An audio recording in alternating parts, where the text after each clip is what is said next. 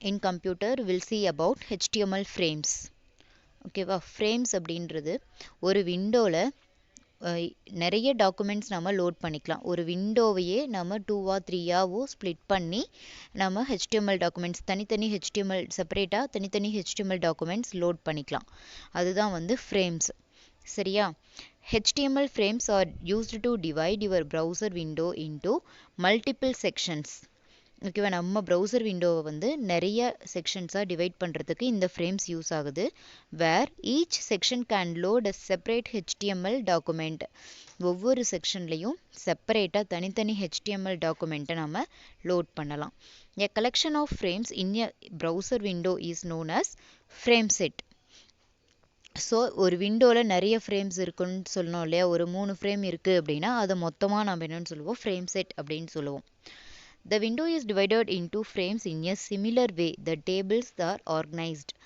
Windows வந்து எப்படி நம்ம வந்து டிவைட் ஆகிருக்கும், ஃப்ரேம்ஸாக எப்படி டிவைட் ஆகிருக்கும் அப்படின்னா, டேபிள்ஸ் எப்படி ரோ அண்ட் காலமாக டிவைட் ஆகிருக்குமோ அதே போல் தான் ஆயிருக்கும். ஓகேவா, இதில் பாருங்கள் ஃப்ரேம்ஸை எப்படி க்ரியேட் பண்ணுறது அப்படின்னு கொடுத்துருக்காங்க. To use frames on a page we use frame set tag. ஓகேவா, ஒரு பேஜில் நம்ம ஃப்ரேம்ஸை யூஸ் பண்ணணும், நான் வந்து இந்த ப்ரௌசர் விண்டோவை டிவைட் பண்ணணும், அதில் தனித்தனி HTML டாக்குமெண்ட் நான் லோட் பண்ணணும் அப்படின்னு நான் நினச்சேன்னா என்ன டேக் யூஸ் பண்ணணும், frame set take. Frame set அப்படின்ற அந்த டேக் யூஸ் பண்ணணும். இன்ஸ்டெட் ஆஃப் பாடி டேக்கே கிடையாது ஃப்ரேம்ஸில் பொறுத்த வரைக்கும்.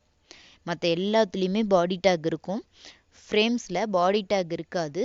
அதுக்கு பதிலாக என்ன டேக் யூஸ் பண்ண போகிறோம், ஃப்ரேம் செட் அப்படின்ற டேக்கு யூஸ் பண்ண போகிறோம். த frame set take defines how to divide the window into frames. So இதுதான் வந்து எப்படி விண்டோஸை வந்து ஃப்ரேம்ஸாக டிவைட் பண்ணுறது அப்படின்னு சொல்கிறது எது, ஃப்ரேம் செட் டேக் தான். The row attributes of frame set tag defines horizontal frames. So இதில் வந்து ரோஸ் அண்ட் காலம்ஸ், டேபிள்ஸில் எப்படி ரோஸ் அண்ட் காலம்ஸ் இருக்குமோ அதே போல் இதுலேயும் இருக்கும். அது வந்து ஹரிசாண்டல் ஃப்ரேம்ஸ். இப்போது ஒரு விண்டோ, இவ்வளோ பெரிய விண்டோ இருக்குது அப்படின்னா அதில் வந்து இது வரைக்கும் ஒரு ஃப்ரேம், இது வரைக்கும் ஒரு ஃப்ரேம், இது வரைக்கும் ஒரு ஃப்ரேம், இது ஹரிசாண்டல் லைன் தானே. ஸோ இதுக்கு வந்து ரோஸ் அட்ரிபியூட் நம்ம யூஸ் பண்ண போகிறோம். அதுவே ஒரு ஃப்ரேமை வந்து காலம் வைஸாக யூஸ் பண்ணுறோம் அப்படின்னா, ஒரு விண்டோவை ஃப்ரேம்ஸை வந்து காலம் வைஸாக யூஸ் பண்ணோம் அப்படின்னா அதுக்கு வந்து காலம் அட்ரிபியூட் நம்ம யூஸ் பண்ண போகிறோம். வெர்டிக்கல் ஃப்ரேம்ஸாக யூஸ் பண்ணுறோம் அதுக்கு வந்து காலம் அட்ரிபியூட், கால்ஸ் அப்படின்ற அந்த அட்ரிபியூட் யூஸ் பண்ணணும். Each frame is indicated by frame tag. ஒவ்வொரு ஃப்ரேமையும் வந்து ஃப்ரேம் டேக் இதான் இண்டிகேட் பண்ணும். ஓகேவா, இது எப்போ டிஃபைன் பண்ணுவோம், எப்போ சொல்லுவோம் அப்படின்னு சொன்னால், டாக்குமெண்ட் அந்த ஃப்ரேமில் ஓப்பன் ஆகும்போது நம்ம இந்த ஃப்ரேம் டேக்கை யூஸ் பண்ணுவோம். சரி பாருங்கள், இங்கே வந்து என்ன டேக் கிடையாது, பாடி டேக் கிடையாது. ஹெட் டேக்கை க்ளோஸ் பண்ணதுக்கப்புறம் ஃப்ரேம் செட் டேக் ஓப்பன் ஆகுது. ரோ வந்து எவ்வளவா ஸ்ப்ளிட் ஆகிருக்கு, 10% ஒன்று, 80% ஒன்று, இன்னொரு 10% ஒன்று. ஸோ அப்போ வந்து எத்தனை ஃப்ரேம்ஸ் இதில் வரப்போகுது, 3 ஃப்ரேம்ஸ் வரப்போகுது, 3 ஹரிசாண்டல் ஃப்ரேம்ஸ் வருது. ஓகேவா, ஃபஸ்ட்டு ஒரு ஃப்ரேம்க்கு வந்து டாப் அப்படின்னு நேம் கொடுத்துருக்காங்க. ஸோ அந்த HTML டாக்குமெண்ட்டை தானே நம்ம அந்த இடத்துல கொண்டு வர போகிறோம், அது எங்கே இருக்குது அப்படிங்கிற லிங்க் வேணும் இல்லையா, அதுதான் வந்து சோர்ஸ், SRC அப்படின்னு சொல்லி கொடுத்துருக்கோம். SRC அப்படின்றது என்னது, அந்த ஃப்ரேமோட அதனுடைய லொக்கேஷன்.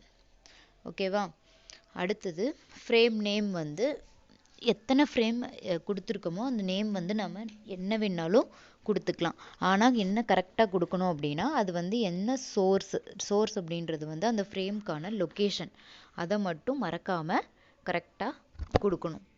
அதுக்கப்புறம் பாருங்கள், இதில் நோ ஃப்ரேம்ஸ் அப்படின்னு சொல்லி ஒன்று கொடுத்துருக்காங்க. அதில் வந்து ஃப்ரேம்ஸ்க்கு வந்து சப்போர்ட் நம்ம எப்படி இப்போ வந்து இமேஜை சப்போர்ட் பண்ணலன்னா ஆல்டர்னேட் டெக்ஸ்ட் யூஸ் பண்ணோம், ஆல்ட் டெக்ஸ்ட் யூஸ் பண்ணமோ அதே போல் தான் வந்து இங்கேயும் நோ ஃப்ரேம்ஸ் வந்து சப்போர்ட் பண்ணலை உங்கள் ப்ரௌசர் அப்படின்னா இந்த நோ ஃப்ரேம்ஸை போட்டுக்கலாம், அது வந்து தேவை கிடையாது. அதுக்கப்புறம் ஃபைனலாக என்ன பண்ணணும்னா இந்த ஃப்ரேம் செட் டேக்கை க்ளோஸ் பண்ணணும், ஹெச்டிஎம்எல்லையும் க்ளோஸ் பண்ணணும். இந்த நடுவில் அந்த நோ ஃப்ரேம்ஸ் இருக்கு இல்லையா, அது வந்து நமக்கு இப்போ தேவையில்லை. சரியா? நோ ஃப்ரேம்ஸ் அப்படின்றது இந்த ஃப்ரேம்ஸ் வந்து இந்த ப்ரௌசர் சப்போர்ட் பண்ணாது அப்படிங்கிறதுக்காக தான் அது. சரியா? ஃபைனலாக பாடி டேக் எப்படி க்ளோஸ் பண்ணுவோமோ அதே போல் ஃப்ரேம் செட் டேக்கையும் க்ளோஸ் பண்ணிவிட்டு ஹெச்டிஎம்எல் டேக்கை க்ளோஸ் பண்ணிடணும். சரியா?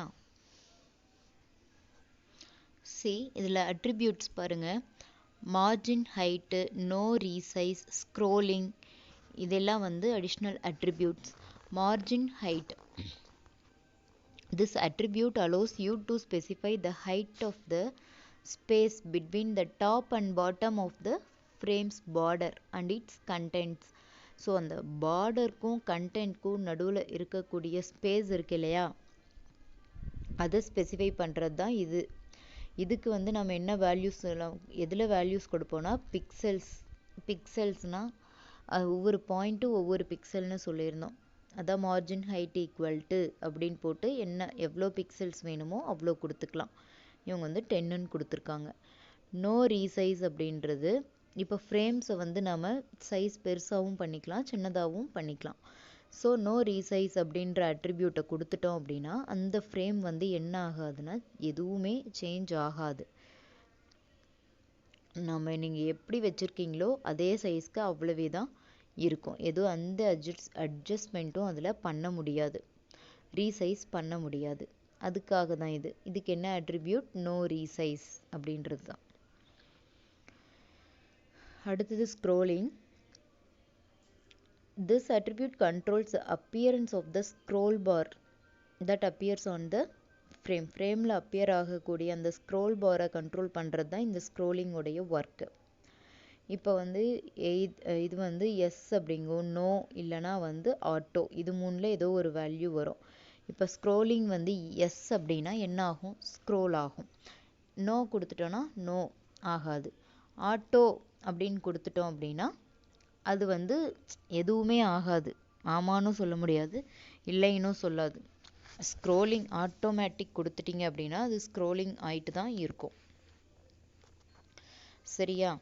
அதுக்கப்புறம் now you can try to click links available in the left panel and see the result.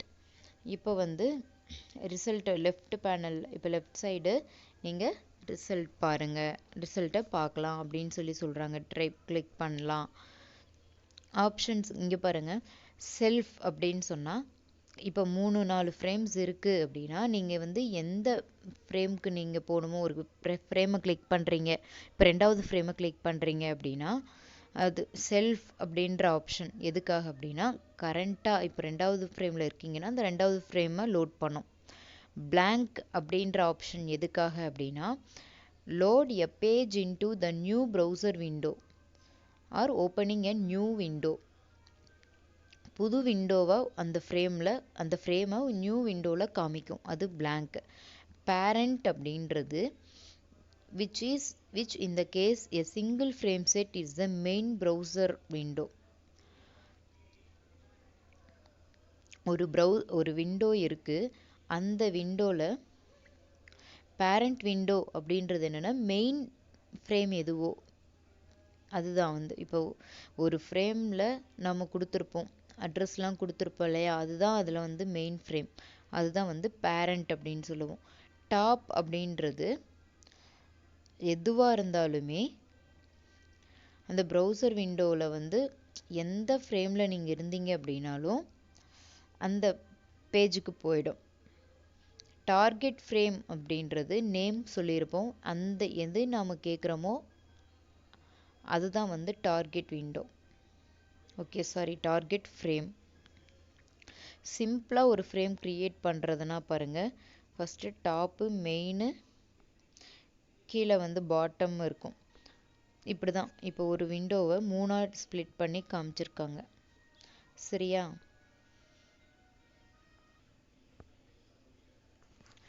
Next the frame set take உடைய அட்ரிபியூட்ஸ் கொடுத்துருக்காங்க பாருங்கள். எஸ்ஆர்சி அப்படின்றது என்னது? அந்த லொக்கேஷனை நம்ம பல தடவை சொல்லியிருக்கோம். யூஆர்எல், ஒரு இமேஜோ இல்லைனா இன்னொரு ஹெச்டிஎம்எல்லோ ஏதோ ஒரு ஃபைலோ இருக்கக்கூடிய அந்த பிளேஸ் தான் வந்து SRC. This attribute is used to give the file name that should be loaded in the frame. அந்த ஃப்ரேமில் எந்த ஃபைல் லோட் ஆகணுமோ அது இருக்கக்கூடிய லொக்கேஷன், அது இருக்கக்கூடிய அட்ரஸ், அதுதான் வந்துட்டு அந்த ஃபைல் நேம். அதுக்கு தான் வந்து இந்த சோர்ஸ் அட்ரிபியூட் யூஸ் பண்ணுறோம். ஒரு எக்ஸாம்பிள் ஒன்று கொடுத்துருக்காங்க பாருங்கள். HTML ஓப்பன் ஆகும் அப்படின்னு சொல்லிட்டு. Next name. This attribute allows you to give name to the frame. அந்த ஃப்ரேம்க்கு ஒரு ஃப்ரேமை நீங்கள் செலக்ட் பண்ணுறீங்கன்னா அந்த ஃப்ரேம்க்கு வந்து நேம் கொடுக்கணும். முன்ன சொல்லியிருந்தோம் இல்லையா, டாப்பு, மெயின், இந்த மாதிரி. அதுதான் வந்து name. It is use to indicate which frame in a document should be loaded into. இப்போ வந்து எந்த ஃப்ரேம் வந்து லோட் ஆகணும் அப்படின்னு சொல்லும்போது அதுக்கு நேம் வேணும் இல்லையா, அது இண்டிகேட் பண்ணும். This is especially important when you want to create links in one frame that loads pages into another frame, in which case the second frame needs a name to identify itself as a target of the link. அதாவது இப்போ வந்து first லிங்கை click பண்ணும்போது உங்களுக்கு first page வந்துடும். இப்போ அடுத்தது ஒரு நேம் இருக்கும்போது அந்த நேம் இருந்தால் மட்டும்தான் என்ன ஆகும், அந்த நேமை கிளிக் பண்ணிங்கன்னா தான் அது அனதர் பேஜுக்கு போகும். சரியா? இப்போ செகண்டாக இருக்கிற ஃப்ரேமை வந்து நீங்கள் ஃபஸ்ட்டாக ஓப்பன் பண்ணணும் அப்படின்னா அதுக்கு என்ன வேணும், நேம். அதை வச்சு தான் கிளிக் பண்ண முடியும். அடுத்தது frame border. This attribute specifies whether or not the border of the frame are shown. Overrides the value given in the frame border attribute on the frameset tag if one is given, and this can be taken a values either 1 or 1னா yes, 0னா no. இது என்ன சொல்கிறாங்க, frame border, ஒவ்வொரு ஃப்ரேம்க்கும் வந்து border எடுத்துக்கலாம்.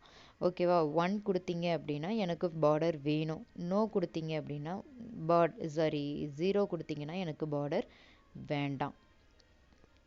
Next margin width. Margin விட்த்னு என்னது, மார்ஜினுடைய thickness. This attribute allows you to specify the width of the space between left and right of the frame borders and the frame content. ஃப்ரேம்குள்ளே இருக்கக்கூடிய கண்டென்ட்டுக்கும் அந்த பார்டருக்கும் நடுவில் இருக்கக்கூடிய space, ஓகேவா, அதை ஸ்பெசிஃபை பண்ணுறது தான் இந்த width. The value is given in pixels. இந்த வேல்யூ வந்து எதில் கொடுக்குறோம், பிக்சல்ஸில் கொடுக்குறோம். எக்ஸாம்பிள் பாருங்கள். மார்ஜின் விட்த் வந்து 10 அப்படின்றது, 10 பிக்சல்ஸ்னால் என்ன சொல்லிட்டோம், பாயிண்ட்ஸ் அப்படின்னு சொல்லி சொன்னோம் இல்லையா. So pixels. That's all this lesson. We'll see next lesson in next video. Thank you.